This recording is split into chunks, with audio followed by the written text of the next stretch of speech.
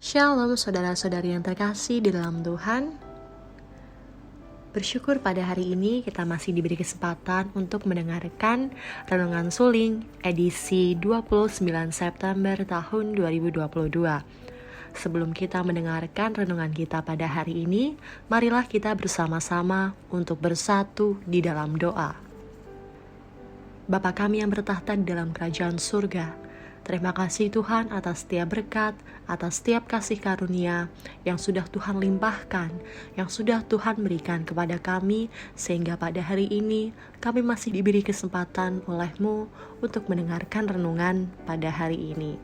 Biarlah apa yang Engkau sampaikan Tuhan melalui renungan hari ini bisa menjadi berkat, bisa menjadi rema untuk kehidupan kami, juga kehidupan orang-orang di sekitar kami. Ampunilah segala dosa dan kesalahan kami Bapa, hanya di dalam nama Tuhan Yesus kami telah berdoa dan mengucap syukur kepadamu. Haleluya. Amin. Saudara-saudari yang terkasih di dalam Tuhan, renungan kita pada hari ini berjudul Terbuka Terhadap Nasihat, yang diambil dari Keluaran 18 ayatnya yang pertama sampai dengan yang ke-27. Amsal pasal 12 ayat yang ke-15. Allah berfirman, "Jalan orang bodoh lurus dalam anggapannya sendiri, tetapi siapa mendengarkan nasihat, ia bijak." Saudara-saudari yang terkasih di dalam Tuhan, manusia sejatinya adalah makhluk yang penuh dengan keterbatasan. Tidak ada satupun manusia di dunia ini yang tahu segalanya. Kita bisa hebat di satu sisi, tapi kita bisa buta di sisi lain. Masing-masing dari kita punya keahlian sendiri-sendiri. Kita tidak akan pernah bisa maju jika hanya bergantung pada kemampuan diri sendiri, tidak peduli seberapa hebatnya kita. Karena itulah, manusia memang pada hakikatnya merupakan makhluk sosial yang harus selalu berinteraksi dengan sesama untuk bisa terus maju dan mencapai sukses. Bayangkan seorang pemimpin tanpa penasihat, atau pemimpin yang tidak mau menerima masukan sama sekali dari bawahan. Sulit membayangkan modal pemimpin yang seperti ini bisa memajukan apa yang ia pimpin.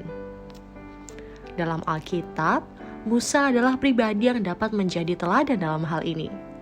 Musa dicatat begitu terbuka dalam menerima nasihat dari orang lain.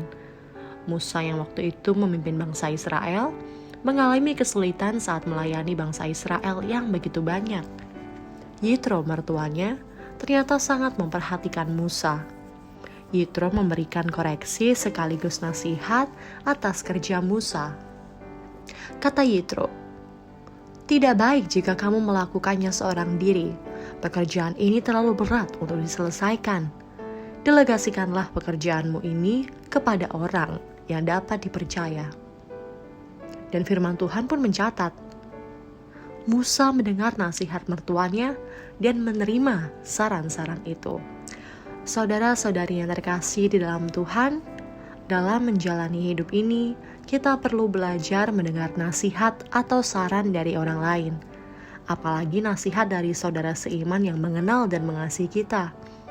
Terkadang Tuhan memakai hidup mereka untuk menegur, menasihati hal-hal keliru yang kita lakukan tanpa kita sadari. Orang yang mau terbuka, menerima nasihat, dan belajar dari nasihat tersebut adalah orang yang bijak. Karena teguran, nasihat, atau saran sesungguhnya dapat dijadikan bahan evaluasi untuk memperbaiki diri agar menjadi semakin baik. Mari kita sama-sama belajar merendahkan hati untuk mau mendengar nasihat yang baik, terutama nasihat dari firman Allah. Percayalah, jika Anda mau belajar melakukannya, maka pekerjaan, pelayanan, keluarga, atau usaha Anda pasti akan semakin baik dan luar biasa. Terbukalah menerima nasihat dan masukan yang baik agar kita bisa lebih baik lagi. Saudara-saudari yang terkasih di dalam Tuhan, pokok doa kita pada hari ini, marilah kita bersama-sama untuk berdoa, untuk pelayanan keluarga Pendeta Samuel agar bisa terus dilimpahi hikmat, kemampuan, dan kesehatan di dalam melayani Tuhan. Demikian renungan kita pada hari ini, kiranya menjadi berkat dan menjadi rema untuk kita semua. Tuhan Yesus memberkati.